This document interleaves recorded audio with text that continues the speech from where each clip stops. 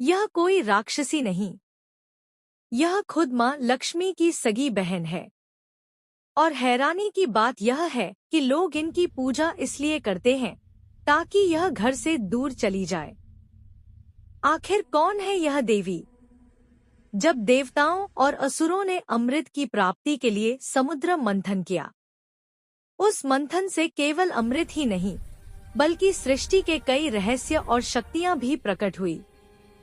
सबसे पहले समुद्र से जो देवी प्रकट हुई वे थी अलक्ष्मी, जिन्हें दुर्भाग्य, दरिद्रता, कलह और अमंगल की देवी माना गया। उनका स्वरूप रौद्र था।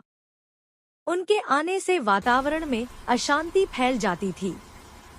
देवता भी उन्हें संगीत देखकर विचलित हो उठे। लक्ष्मी के प्रकट होने के कुछ समय बाद उसी समुद्र से एक और दिव्य शक्ति प्रकट, संगीत, हुई। माता लक्ष्मी, उनका रूप शांत, सुंदर और तेजस्वी था। वे धन, वैभव, सौभाग्य और शांति की देवी थी। इस तरह समुद्र मंथन से जन्म लेने के कारण अलक्ष्मी और लक्ष्मी को बहनें माना गया।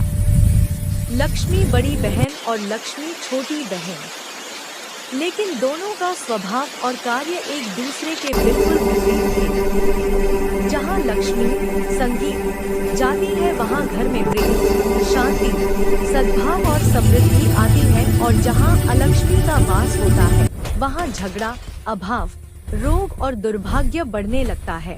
यही कारण है कि लक्ष्मी केवल वही निवास करती है जहाँ शांति, स्वच्छता, सदाचार और संतोष होता है, जबकि लक्ष्मी गंदगी, आलस्य, अहंकार और कलह से आकर्षित होती है।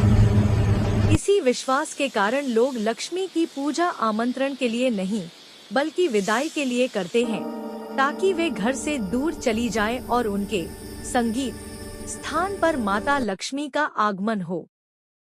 कहा जाता है कि अलक्ष्मी का विवाह ऋषि उदालक से हुआ था, लेकिन वे धर्म, शांति और सदाचार से भरे स्थानों पर टिक नहीं सकी।